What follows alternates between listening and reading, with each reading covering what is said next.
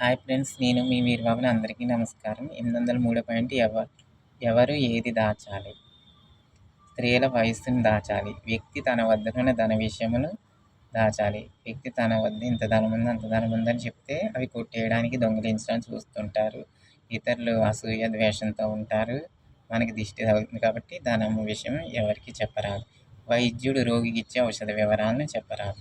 యజమాని పెద్ద కుటుంబంలో విషయాలు బయటకు చెప్పరాదు. అవి దాచి ఉంచాలి. బ్రాహ్మణుడు గురువు మంత్రములను, తను నేర్చుకున్న మంత్రములను కాపాడవలసిన బాధ్యత శిష్యుడిది కాబట్టి మనం తీసుకున్న మంత్రం ఎవరికి చెప్పరాదు. స్త్రీ పురుషుల సంభోగ విషయాలు ఎవరికి చెప్పరాదు. చేసిన దానం కూడా ఎవరికి చెప్పరాదు. మనకు దక్కిన గౌరవం కూడా ఎవరికి చెప్పరాదు. దాచుకోవాలి.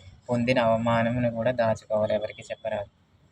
అవి చెప్తే ఇంకా మనం చులకన, అవమానం పొందవలసి వస్తుంది. ఇతరుల ముందు ఎప్పుడూ ప్రస్తావించకూడదు.